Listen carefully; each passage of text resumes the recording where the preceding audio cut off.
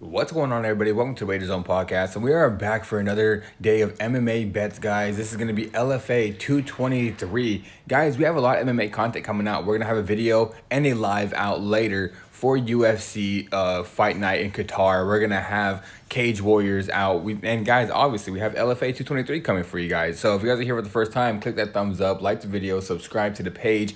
Don't forget to turn those notifications on so you guys get access to all of my videos, and make sure you guys don't miss out if you turn those notifications on. Also, guys, if you guys want access to my Lock of the Day plays, where yesterday we went 4-0 on all sports for Lock of the Day plays. Today we're going to have a few more out. We have an LFA lock. We're going to have a Cage Warriors lock. If you guys want access to those plays, click that link in the description. It leads you to my Buy Me a Coffee page. You become a member and you get access to all my Lock of the Day plays. And also my free plays will be posted in the description of this video as well. Sorry, guys.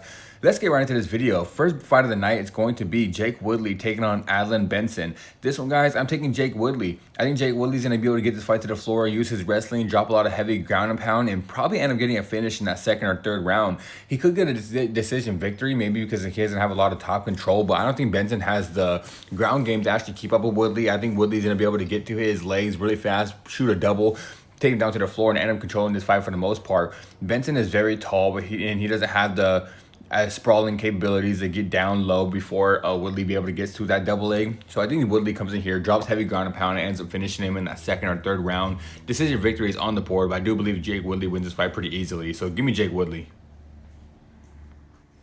All right, guys, next one's going to be Hope Chase taking on Nikola Kapersky. This one, guys, I'm taking Hope Chase. I think Chase is going to get this fight to the floor and use a lot of her jiu-jitsu grappling, because Persky is a pretty good fighter. She won her last fight against, I believe it was Sheely. She won her last fight against. Maybe I'm wrong on that, but it was a girl that was actually a pretty decent fighter. But Hope Chase, in my opinion, is just a way better fighter overall. I think she has the striking capabilities to keep up with Nikola, and I do believe the grappling is going to be on her side for probably the most part. I think she's going to win this fight either by a second round submission or a decision victory. Not the fight I'm too much confidence in, but I do believe Hope Chase gets it done. So give me Hope Chase in this one.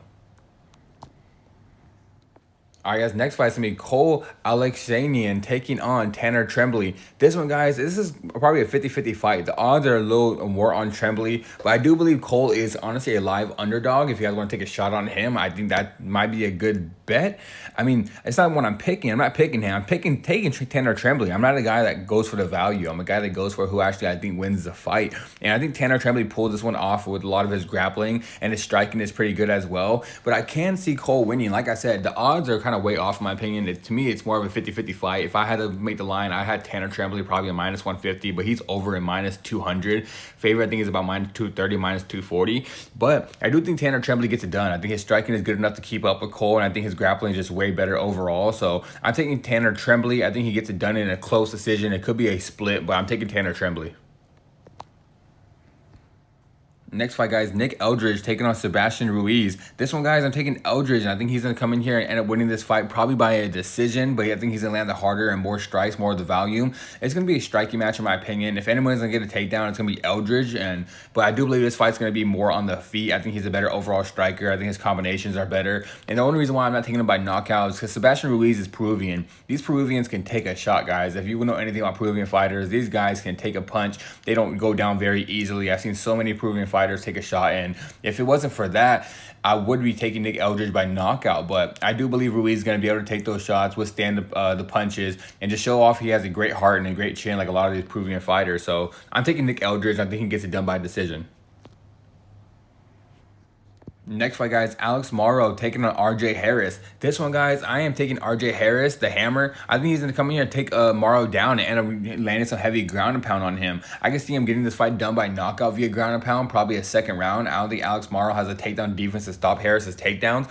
And also, I do believe Harris is just going to have the more cardio on his side. I think this could probably turn into both these guys gassing out eventually if it goes past that second round. Third round, probably be both these guys tired, going back and forth. But I do believe Harris has the wrestling capabilities and the ground and pound to probably win those first two rounds. I do believe he gets the fight done. I want to say by a second round ground and pound finish. But even if it goes to that third round, he'll be up 2-0 before he ends up gassing out and probably goes to a decision, winning a 2-1 on the scorecards. But either way, I think RJ Harris, and like I said, most likely I think he gets it done by ground and pound finish.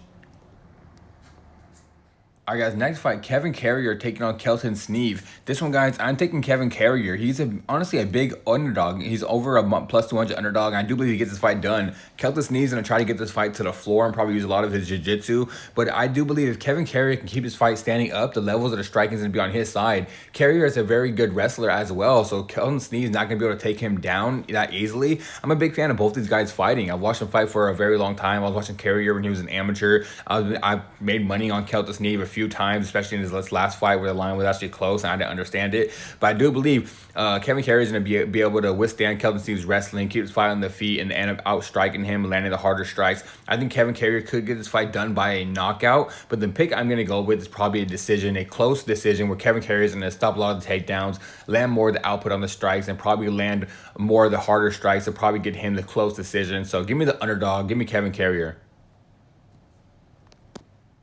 Next fight, guys, Joe Taylor taking on Shaylor Ladd. This one, guys, I'm taking Shaylor Ladd. I think he gets this fight done pretty easily. This guy has a very good training camp, a very good surrounding people around him in his camp, and he trains. He's Aspen Ladd's little brother, and Aspen Ladd has a good was a good UFC fighter. She's not the UFC anymore, but now with her little brother coming in here, I feel like they're kind of setting him up with matchups he can win. I do believe Shaylor Ladd's gonna land some strikes on top, eventually get this fight to the floor, and end up probably getting a submission victory. Joe Taylor is a decent fighter with the striking, so I don't think Shaylor Ladd's gonna want to stay on the feet too much, but I do believe he's gonna be able to take Joe Taylor down, and once he gets him down to the floor, I think the grappling levels are gonna be up way more on his side. So for this one, give me Shaylor Ladd. I think he gets it done by submission.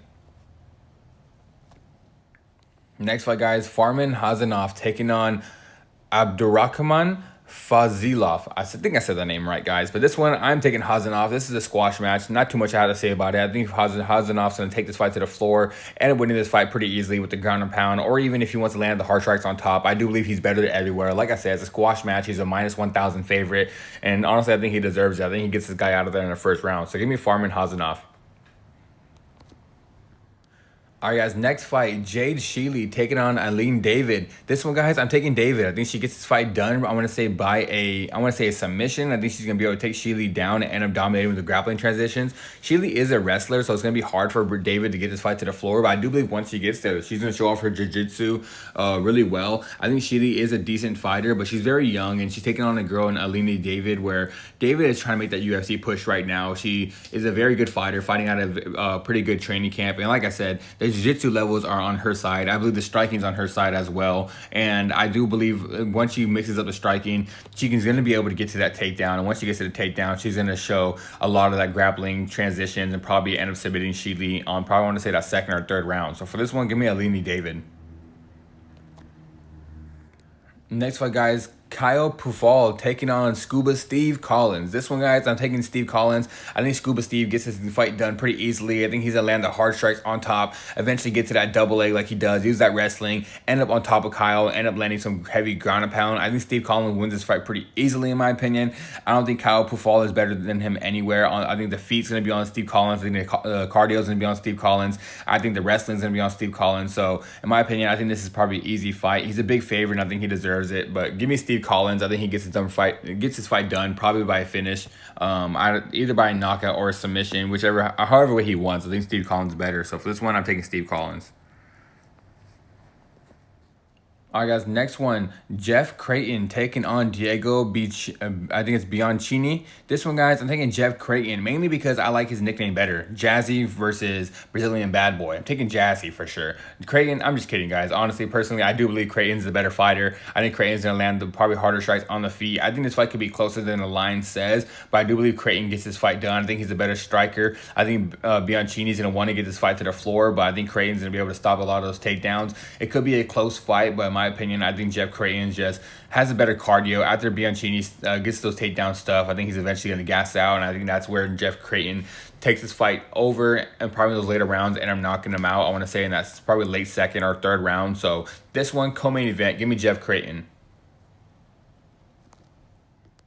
All right, guys, for now, for the main event, the LFA Championship, it's going to be Luis Francischinelli taking on Jonathan Piersma. This one, guys, I'm taking Francischinelli. I think Francischinelli's going to end up knocking this guy out. He's very tall, but the one thing about him, he uses his length very well. I think Piersma is going to want to take this fight to the floor, but eventually I do believe he's going to get tired shooting all those takedowns because Francis has some decent takedown defense. He's getting better and better. He's still early in his MMA career, but his striking is elite. And I do believe he's going to end up knocking this guy out and become the new LFA champion. And probably that UFC would be calling his name in the next couple fights. So for this one, give me Luis Francischinelli. I think he gets this fight done by knockout in the main event. All right, guys, that is it for our full entire breakdown of LFA 223. If you guys are here for the first time, like I said in the beginning, click that thumbs up, like the video, subscribe to the page. All my free plays will be in the description. But if you guys want my access to my most confident lock of the day play for this LFA event, go become a member at the Buy Me a Coffee page. The link will also be in the description. You become a member, you get access to my lock of the day plays for all sports. That includes Cage Warriors, UFC, soccer, NBA, hockey. You guys get access to all my lock of the day plays. So all right, guys, LFA 223, Niagara Falls. Let's cash out. Let's make some money. Until next time, guys, stay winning.